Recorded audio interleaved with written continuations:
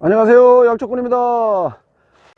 오늘은 약초꾼이 약간 큰 산에 기슭 쪽으로 이렇게 나왔습니다. 오늘 약초꾼이 찾아온 양나무는요, 그 체질에 따라서 어쩔 수 없이 호불호가 확실하게 갈리는 그런 나무이기도 하고요. 우리 몸의 체온을 따뜻하게 하는 데는 최고인 양나무이고요.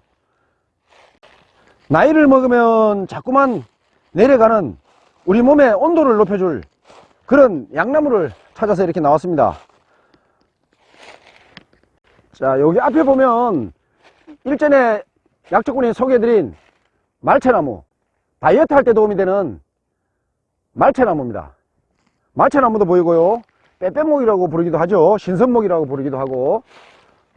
자, 참원나무가 잘 눈에 띄지는, 여기 있네요. 여기는 어린 나무네요. 애기 참원나무고, 여기도 있네요.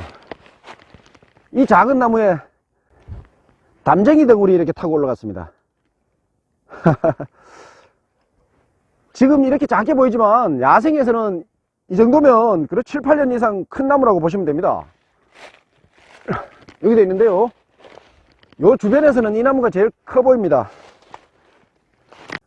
자, 이 나무가 바로 참원나무인데요, 겨울철이라서 별로 보여드릴 것도 없고 그래서 좀 섭섭하지만 여러분 양해를 바라고요. 옷이 심하게 타시는 분들은 잘라다 놓은 옷나무를 보고도 옷을 오르는 사람도 본 적이 있습니다.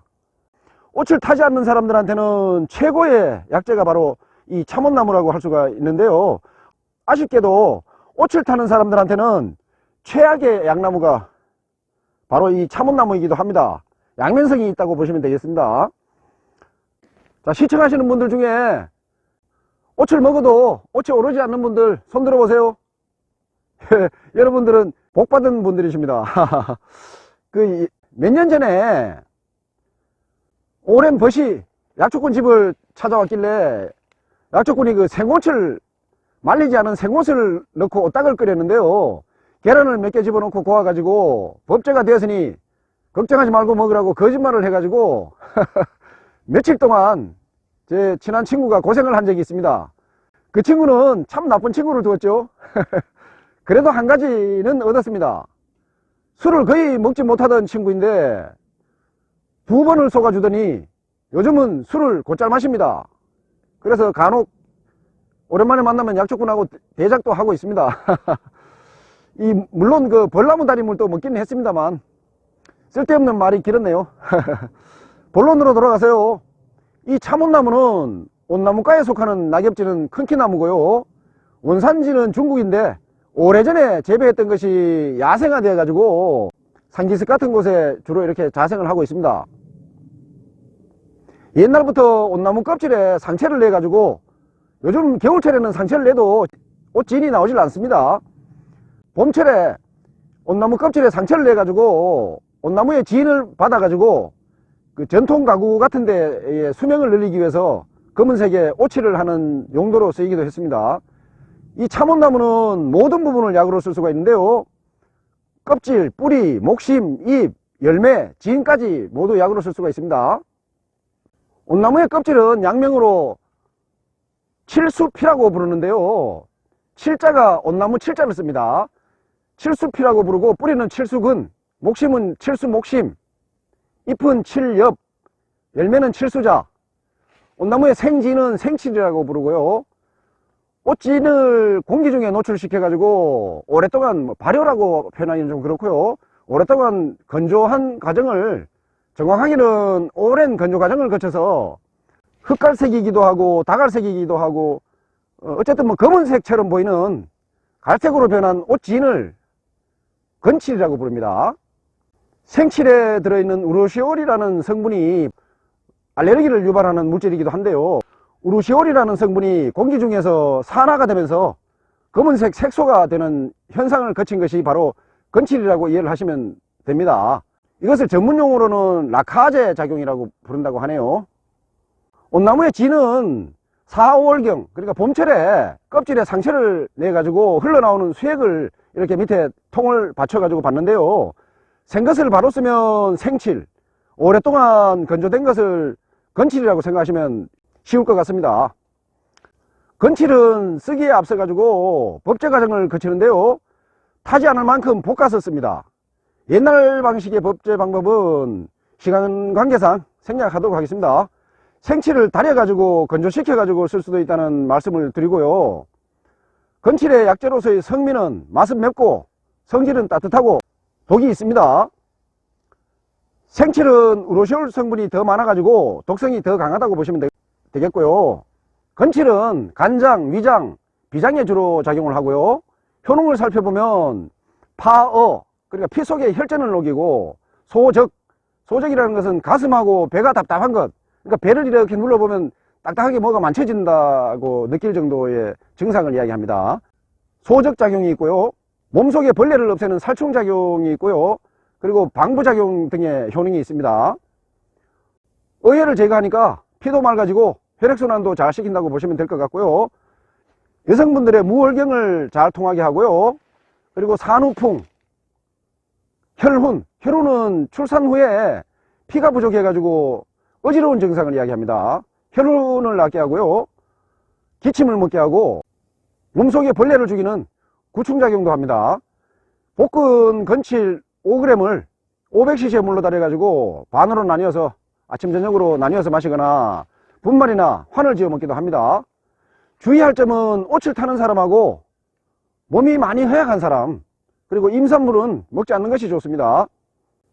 옷을 타지 않는 사람들은 이 가지를 4등분이나 6등분 정도로 쪼개가지고 생것을 쓰거나 말린 것을 닭이나 오리, 염소 등하고 같이 고아서 옷닭, 옷오리, 옷염소 등을 만들어 먹으면 위장을 편안하게 하고 혈액순환에도 좋고요.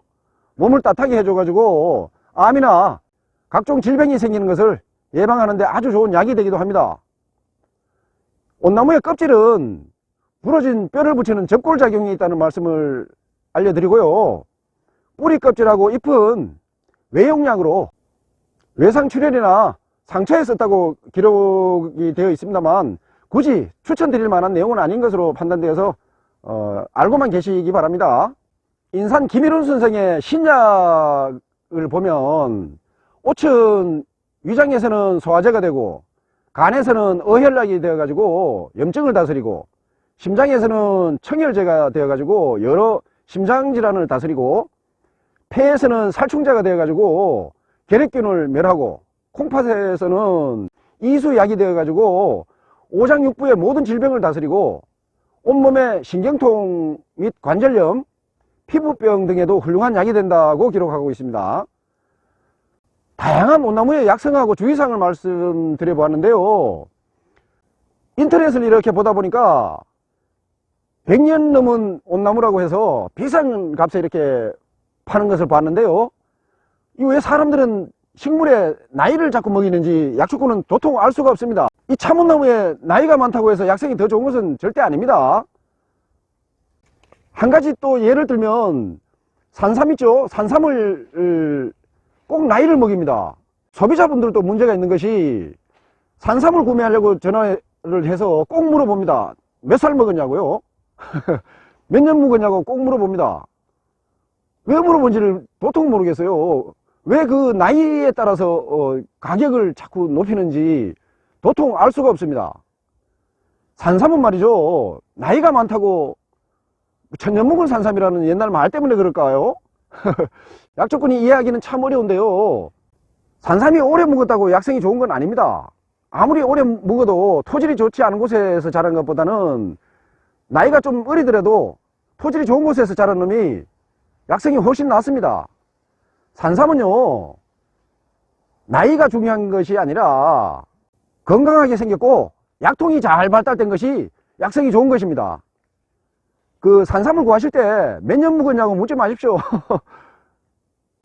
약통이 잘 발달된 놈으로 달라고 하십시오. 그게 현명한 소비자입니다. 소비자분들이 자꾸만 장사하시는 분들한테 몇 년 묵었냐고 물으니까 연수를 늘려서 자꾸 가격을 높입니다. 과연 옳은 방법이라고 볼 수 있을까요, 시청자 여러분? 산삼은 건강하게 컸고 약통이 잘 발달된 것이 약성이 좋은 산삼입니다. 나이 많은 것이 좋은 게 아닙니다. 제발 식물들한테 나이 좀 먹이지 마십시오. 그 나이를 자꾸 물어서 뭐합니까? 과학적인 근거는 하나도 없는 것들입니다.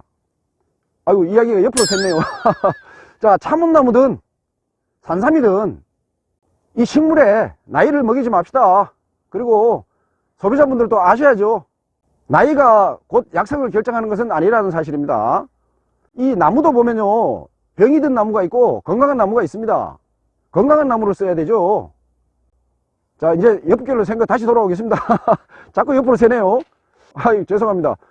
자, 지금까지 참원나무의 약성하고 주의사항을 말씀드려 봤는데요. 다 잊어버리셔도 지금 말씀드리는 내용은 반드시 기억해 두시기를 당부드립니다.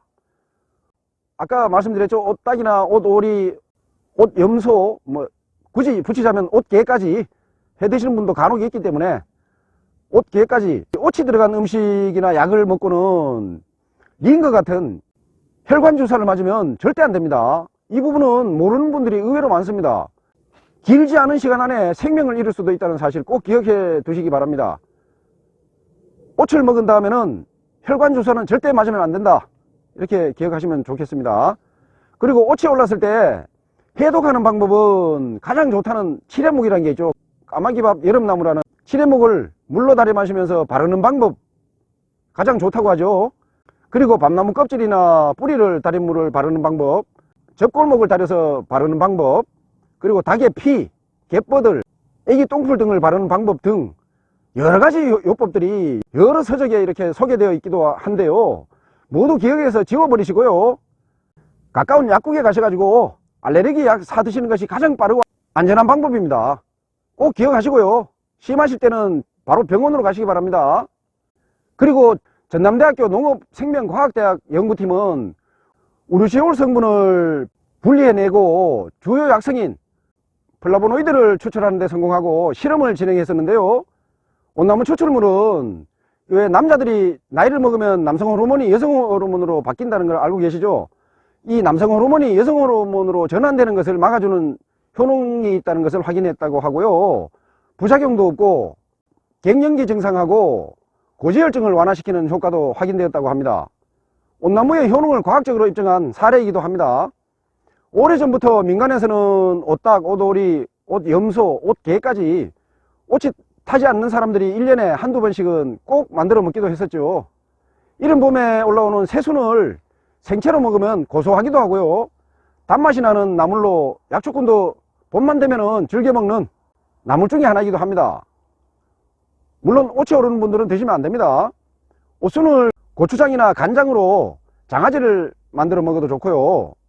온나무로 그 당금주를 만들어 먹는 사람들도 간혹 있던데요. 위험한 방법이기 때문에 주의가 필요하다는 말씀을 드리면서 참원나무 이야기를 마치고자 합니다. 영상이 마음에 드시면 좋아요를 눌러주시고요. 아직 구독 안 하신 분들은 구독 버튼도 눌러주시고 공유까지 해주시면 무병장수하실 겁니다. 약초꾼이었습니다. 감사합니다.